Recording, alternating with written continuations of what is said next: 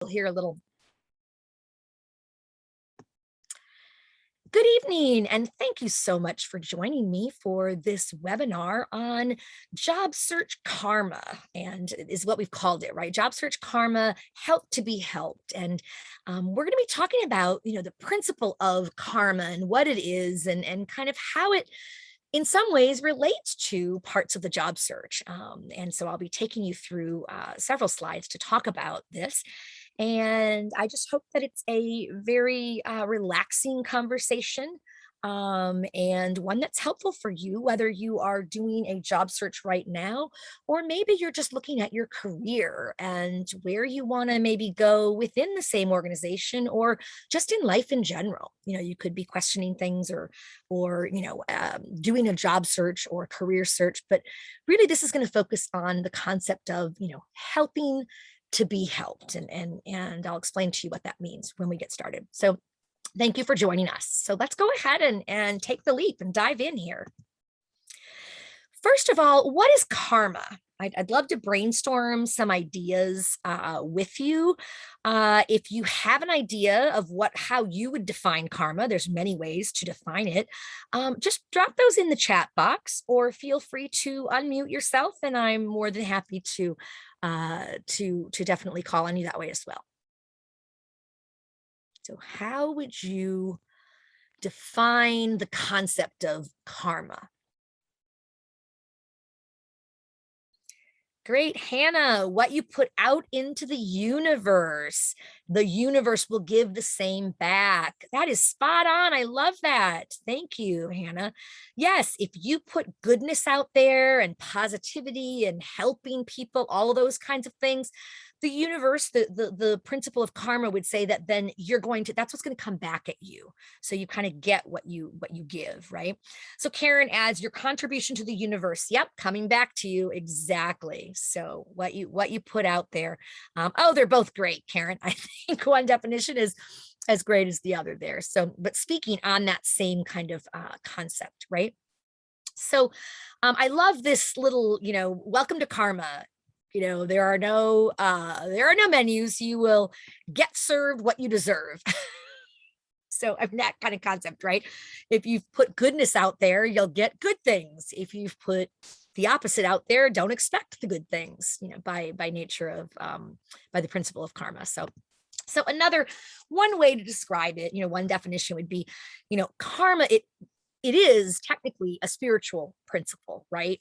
And in Buddhism and the principle of cause and effect, where whatever the actions or your thoughts, your intent that you put out there are going to influence the future of what comes back at you, that person who put those thoughts and actions out there. So again, saying what we said in a little bit of a different way. That's really the practice of, or the principle of karma. So what in the world does this have to do with the job search, right? How does a Buddhist, principle, or, a spiritual, act and concept belief, how does that relate to the, your job search and your, career? And I think, I see it as an analogy, right? I think that there is, in your job search, just like in, with karma, right?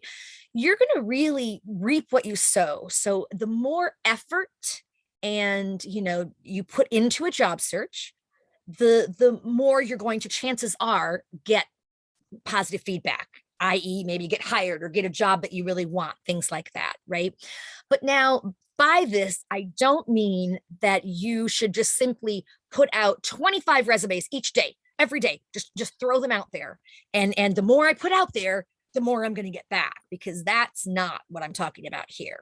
With the job search, one of the things that I talk about a lot is the need to tailor your applications and such, right?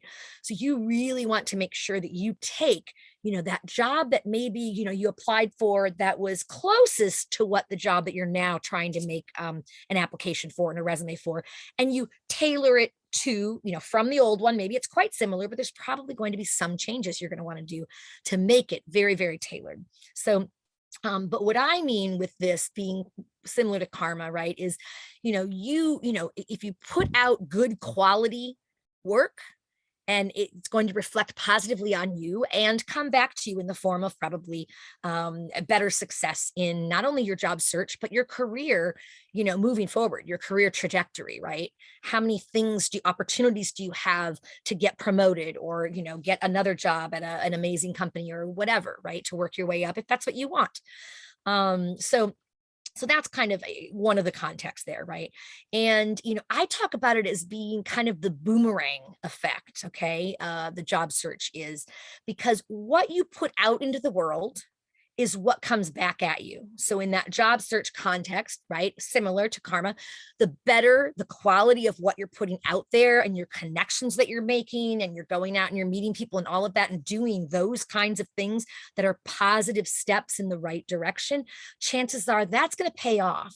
And that's going to help you land that, job of your dreams, or that, next step, right fit, that type of thing. So boomerang effect, karma, however you want to call it, it definitely has that in mind. But we're also going to be talking about that helping others and helping to be helped concept as well. So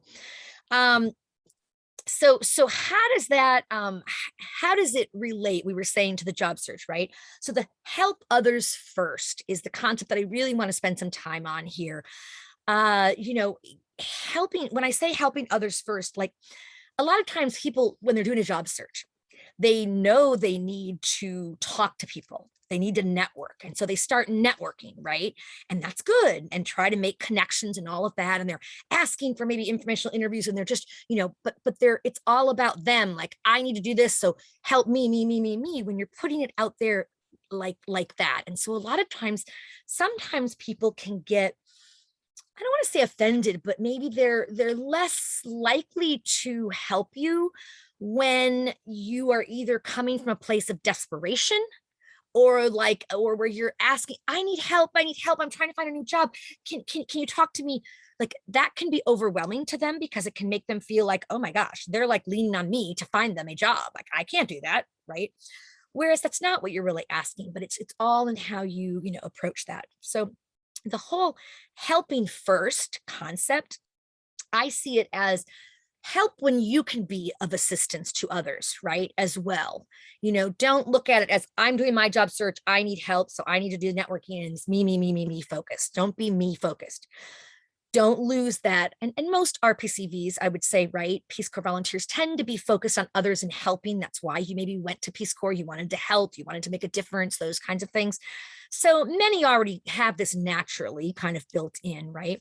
But just don't, so focus on helping some others, helping other people, even the contacts that you're making.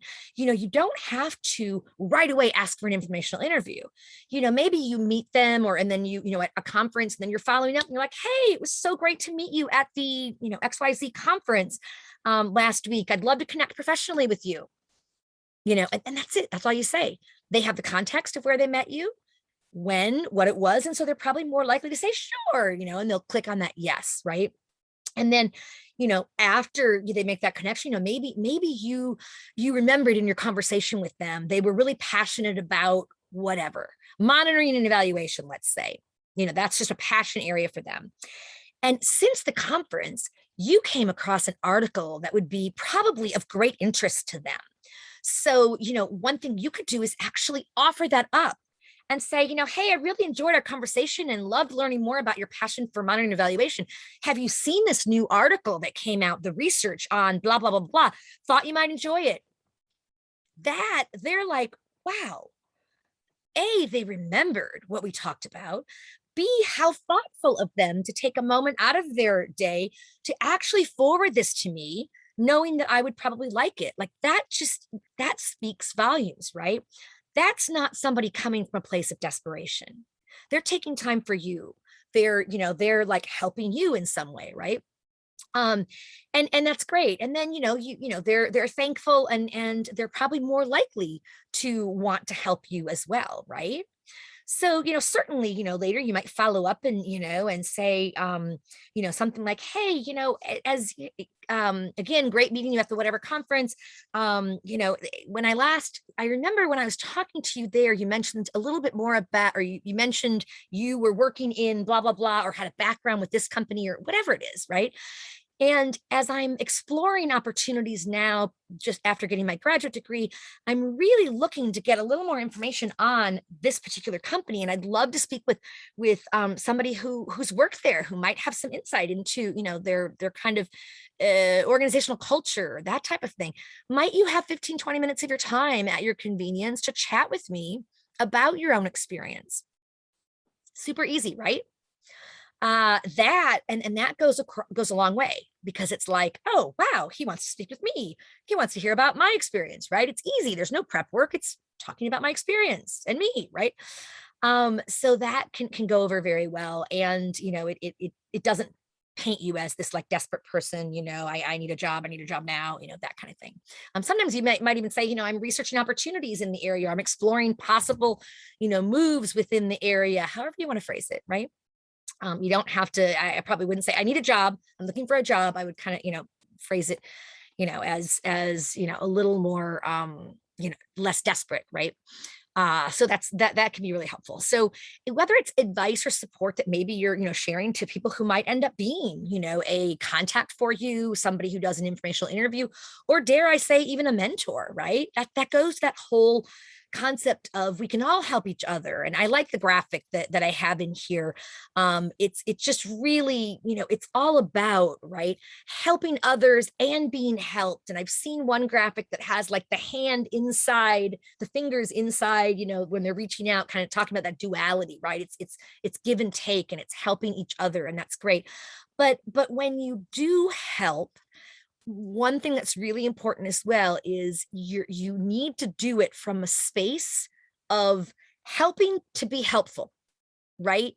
Giving advice to be helpful, not because there's this expectation of return in exchange, right? There probably will be a return or a willingness to do that kind of thing, but don't expect it. And if for whatever reason they're not able to do that kind of informational interview, don't hold it against them, right? It's just maybe their schedule is really crazy right now and they're really struggling to maintain work-life balance. Many of us can understand that, right?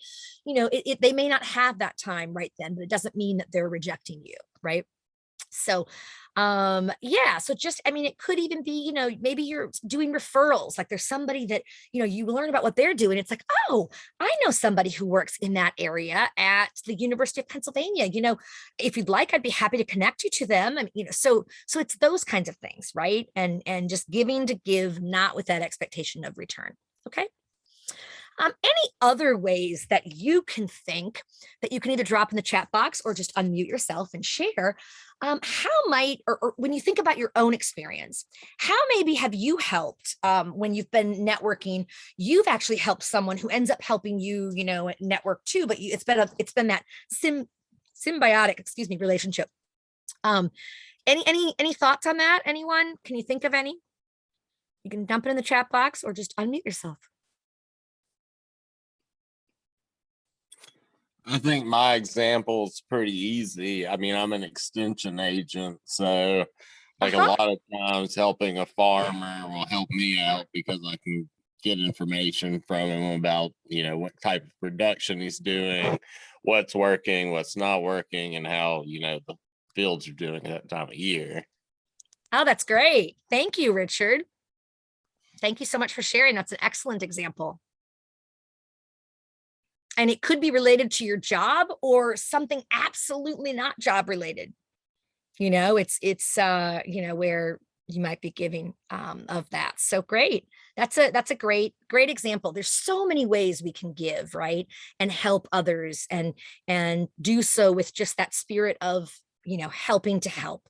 And helping, and I think I titled this helping to be helped, like helping and being helped, right? Like it is a kind of, it comes back generally, doing good, putting good energy out there, helping others, then usually turns around and helps you in the long run as well, right? But again, not that expectation of it. Great. So it's all in your perspective, right? And I think one of the things that we need to do is maintain the right perspective. So I want to actually, I'm not sure if any of you have heard the joke about, peace. Everyone knows the optimist looks at the glass and it's half full. The pessimist looks at that same glass and says it's half empty. What does the Peace Corps volunteer say? Anyone know? Unmute yourself if you do, Richard. I really don't know. There's water in the glass. I can take a shower in this. Right. Tamori, do you want to, I noticed you're off mute too. Do you want to try? Can you hear me? Yeah. I can bathe in this. Yes. Yay. You win the prize. Now, admittedly, I think a lot of times that's, adapted from the bucket. Bucket's half full, bucket's half empty. It's enough for me to bathe in. But yeah, we Peace Corps volunteers do great things with very little resources, right? So awesome. Thank you. Thank you so much for getting that. I'm glad that someone got it. So there it is. That's enough to bathe in. All righty. So it's the point here is, stay positive, be an optimist, right? And I know it's hard sometimes when especially when, you've been doing a job search maybe, and it's a long one, with some kind of crazy pandemic and all kinds of other complications, it can get especially stressful, right? So it's hard to just say, okay, be positive, stay positive, you can do it, right? But as much as you can, even if you feel like you're having to kind of not fool yourself, but even if you're feeling so like, really quite pessimistic about it, just try to maintain as much as you can that optimism, or at least some positivity. Hey, this is a journey. I'm working slowly toward it. I will find something eventually. Some of those little mantras even to just repeat to yourself, right? Whether you do yoga or not, or, any mindfulness meditation, that kind of thing. But really trying to stay that way, because if you get into the pessimistic, like negative, if you really fall into that and you just can't get out, I tell you, negativity, it like your body exudes it. I feel like if you're a negative person, if you're really negative and coming from a place of pessimism, right?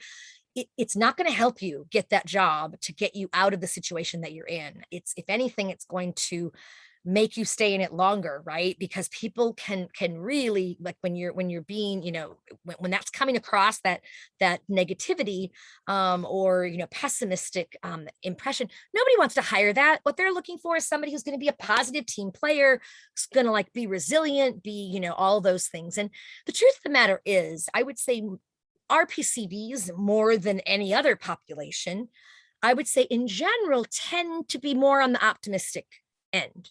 Not everyone, but I would say that you tend toward that. From my 12 years working at Peace Corps headquarters, and now my going on, year and a half, almost 2 years here with NPCA, working with clients, RPCV clients, you do tend to be more optimistic, or at least not totally drugged down into the depths of that real negativity when something's not going well, whether it's your job search or whatever. Because let's face it, let's think about our experiences in Peace Corps, right? We had to be, adaptable and resourceful, and you did fail. You had failures. Like if I talk to somebody and they said they didn't have any failures in Peace Corps, I'm very skeptical of that, because I just have a hard time believing that absolutely every project, everything you did was, great, no issues, no concerns. That's just not life, right? But Peace Corps volunteers, I think one of the biggest lessons they learn, if they didn't go in it with that kind of an attitude, is coming out of it being resourceful, much more resourceful maybe than when they were going in, adaptable, because things were always changing. You had to be prepared to, move on a dime and completely change direction in very little time and redo things. And it's just, that's the way it is, right? So you learn those lessons, which are great lessons, and their strengths of Peace Corps volunteers, RPCVs, when you get back, right? Return Peace Corps volunteers. These are strengths that you can really tout in your job interviews, in your interactions. You can show your resourcefulness, but you can also talk about, and give examples. One of the biggest skills that I really honed during my Peace Corps service was my resourcefulness or my adaptability. When I was faced with and this is what happened, you can give the example, right? And from that, I just learned to be much more flexible and adaptable from the start. And I think it's one of my, big skills at this point. And I'd be happy to contribute that. I think that would be very useful in this position, working with, and you can personalize it for the company that you're interviewing with, right? So it's those kinds of skills that I think you have already, but just embrace the optimistic attitude, or at least the less negative, right? Trying to be as positive as possible and know that it will end. Your job search will end. You will find something. And that may seem like just talk, but you will. It's just a matter of time and patience and trying to be, putting out what you want in return, really trying to focus on that, the positivity and all of that, and helping others. I truly believe this is, and I'm not saying karma like from a spiritual perspective or whatever, but I'm saying when you put out your energy and your positive attitude and all of the skills that you've gained from your Peace Corps service, I really feel like it is going to land you somewhere eventually. It may take some times and journeys, and we'll talk about that as well, what you're going to learn in the process. So let's keep going. This slide, really, I loved this graphic, right? Just it emphasizes, keep your circle positive as you can, right? Now, I know some of you, maybe, if you were evacuated and you might be living at home, maybe a relative, a sibling or a parent or a grandparent or somebody in the household isn't the most positive, to put it nicely, right, of persons. And so that might be a challenge, but really there's ways to maintain that, even, try to get some of that distance, as you need to kind of recharge yourself and keep yourself, as positive as you can, and surrounding yourself with people who kind of share that helps kind of buoy you in those times of, what can sometimes almost be, I don't want to say despair, but like, oh, I got a rejection letter. This was the job that I really wanted. If you have a support system that is positive and kind of can help you think about, okay, so you know what, this one didn't come through, but you're one step closer to that job that, is meant to be for you. And what did you learn from this? What do you wish you had known for that interview that you can now take with you and record? So you have that kind of journal of what you're going to do better in this way. And so that you get better and better and more experience. So I think that's important as well. And just, putting positive energy out into the world, right? And I just love the bottom two, right? Saying good words, thinking good thoughts, doing good deeds. Like that's what, that's all related to the job search as much as it is to karma, right? Just kind of staying positive, and you can really, it can make a difference. Another one is practicing gratitude, which I think gratitude has become kind of, practicing gratitude, the art of practicing gratitude has become a little more common, I would say. I think, I don't know, has anyone heard of the gratitude jar, and how that works? Anyone? So this is an activity, and I'd encourage you to do this if you at all are, interested. But my family and I have created one at home. So I have an 8-year-old daughter and my partner and all three of us are really focusing on, trying to be more grateful and for what we have, right? Rather than kind of that, looking at what you want or what, that whole thing. Like, and this is like a lesson for a child too, right? As they're growing up, and 8's a really interesting age. When they see a lot of things and they want them and they want them and they want them. And it's like a lot of materialism and, just there's lots of, that kind of thing for kids. So it's a great one for kids, but also for adults. So if you just choose whatever container you want, we just have a ceramic kind of vase that has a big, it's not even a vase. It's kind of like one of those old milk jugs, if you will. And it has a big hole kind of at the top and a little lid over it. And you could decorate it. You can put, whatever, gratitude, practice gratitude, whatever you want to write on it. But the goal is, and you can do it as often as you want, right? In theory, like each day, writing something that you're grateful for and putting that in there. It's not always the same thing, trying to really name other things. And it can be the littlest of things. It does not have to be, something that happened or a positive step toward, your job search. Not at all. Like the gratitude jar is things like, grateful for the feeling of the wind on my, on my neck, when I was, on my whatever walk or jog, something. I mean, it could be simple things, right? But the whole point of it is practicing gratitude and a spirit and a mentality of being grateful for all the things that you have, all the things that you are, right? All of the little tiny teeny things and the big things. Let's face it, we have some big things that we're thankful for as well, right? I'm thankful for having a house over my head and that kind of thing as well, and a job that I love. So but just doing that, now you don't have to do it every day. It might be, maybe you do it every week, maybe you do whatever it is. But the point of it is then you can, like, at the end, you could wait till the end of the year, you could look at them every month, whatever, just seeing, like pulling them out in a time when you're really kind of struggling, to stay positive and to have that spirit of gratitude. Dump out and kind of take a look at all the little things that you're grateful for. And, I think it can have really an impact on you of just kind of regrounding you in what's important and the, that spirit of gratitude. So I don't know if that's anything any of you would like to try, but I'm just putting it out there as a thought. I really like this quote here by Maya Angelou. It's just, I think that's a pretty powerful quote, right? Stormy or sunny days, glorious or lonely nights, I maintain an attitude of gratitude. And I think what really hits me about that is she's really embracing, it doesn't matter what is going on in my life. It doesn't matter if it's really difficult times or the best of times.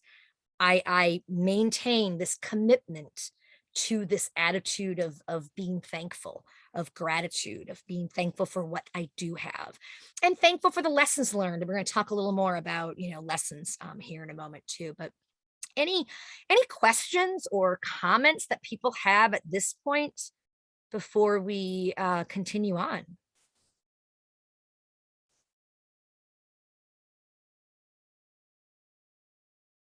Okay, well, we're going to go on then, and you can always bring up your questions either at the end or just throw them in the chat box whenever you have them.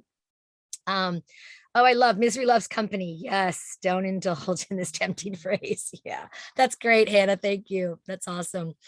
So another one is really that learning from your failures and your mistakes, I think, in the job search and in life in general, right?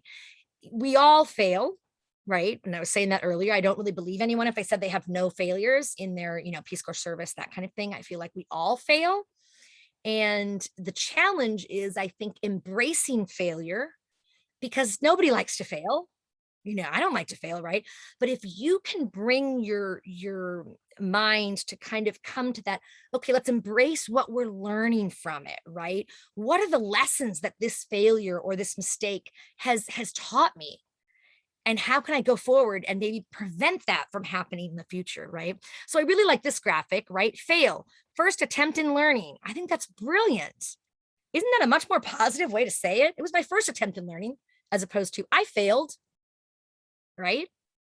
So I like that. I don't know how that hits you, but I think it is so important to learn from what what has gone wrong in whatever area of your life. But speaking to the job search or your career, that kind of thing, if you're maybe in your job, maybe you're not doing a job search, right?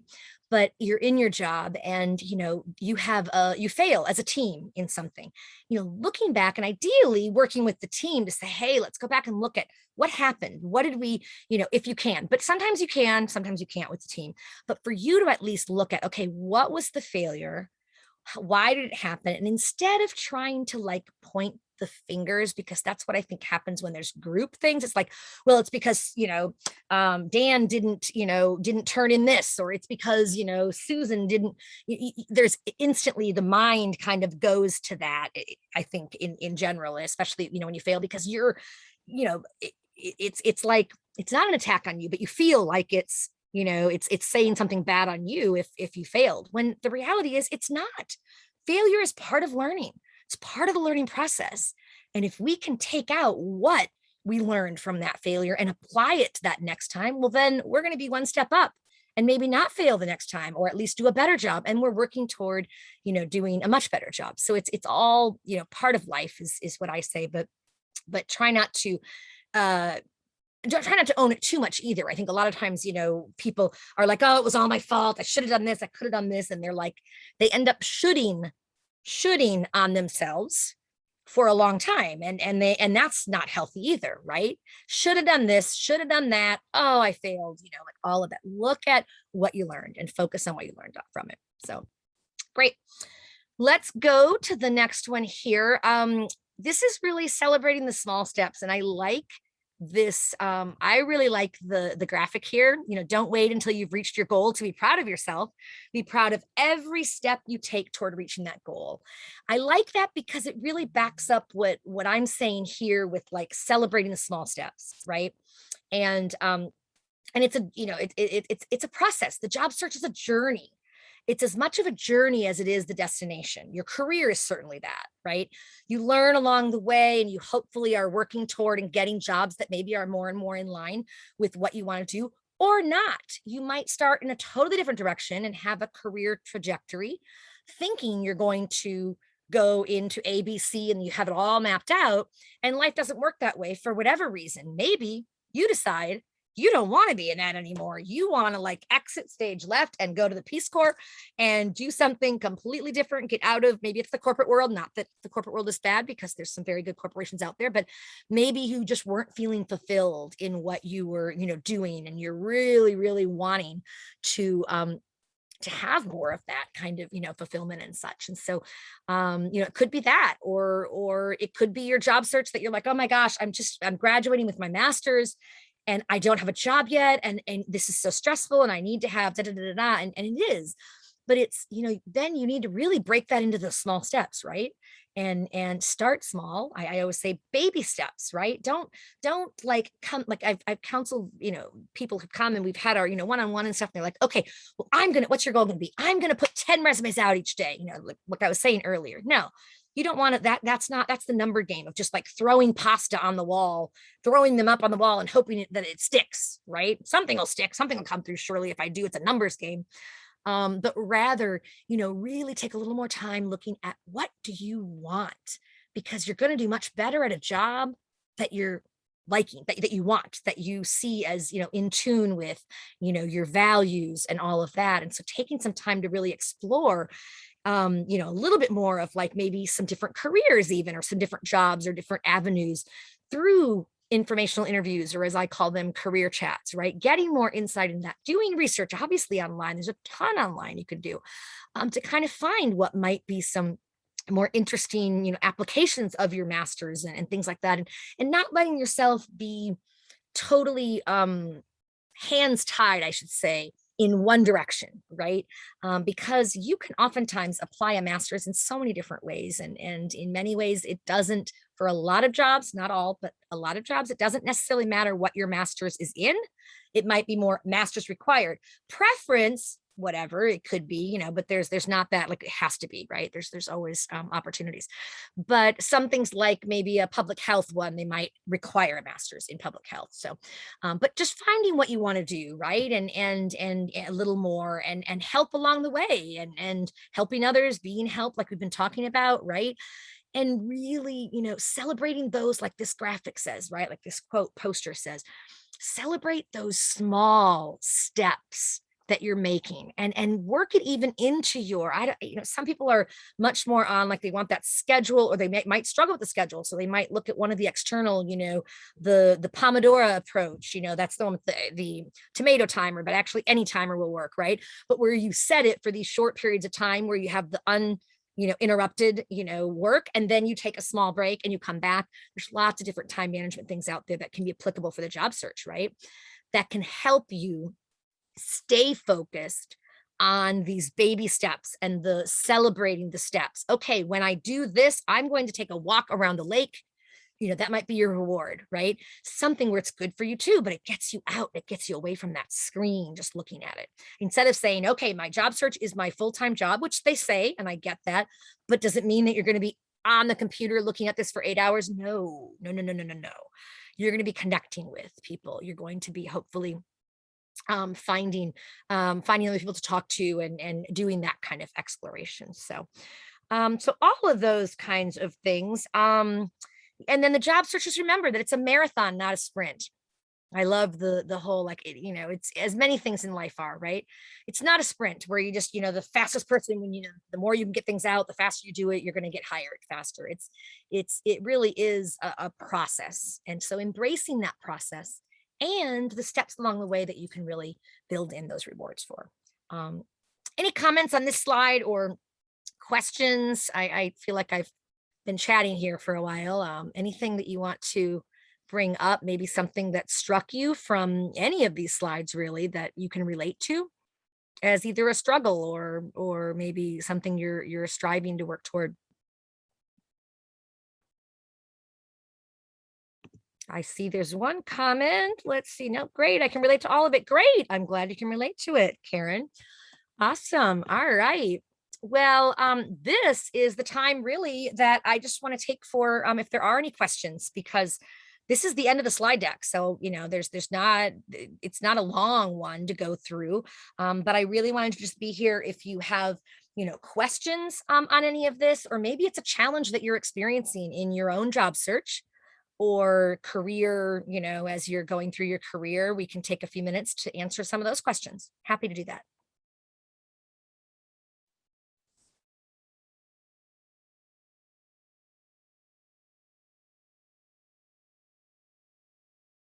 Give the cursory 10 seconds, which is so painful, right?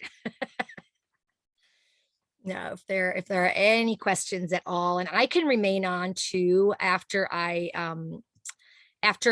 stop the recording, I can stay on for a few minutes too. And if there are some questions that you have one-on-one or just small group, whatever, we can always do that also.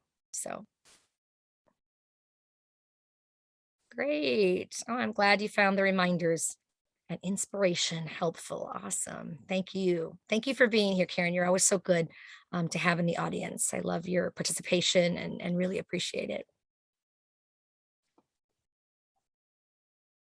All right. So I'm going to go ahead and just stop the recording. And then, thank you so much for being here with us tonight. We do have, just so you know, we always have our event schedule. If you go to peacecorpsconnect.org and then /events, and Hannah, if you can drop that maybe in the chat box, that's great. You can find that there. And then you can find this will eventually, you've already listened to it now, but if you need to refer to it in the future, it will be uploaded to our Global Reentry. I'm not sure whether it'll be on the professional development one or the job search one, probably the finding your next opportunity one, which we have several playlists on there, but it'll be on one of the Global Reentry ones. And along with all, the other ones that we've done in the past that you can always reference and listen to at your convenience. So we really appreciate it. And if you do have any suggestions for topics, please be sure to drop us an email at careers@peacecorpsconnect.org. Okay. Thanks so much and have a great day.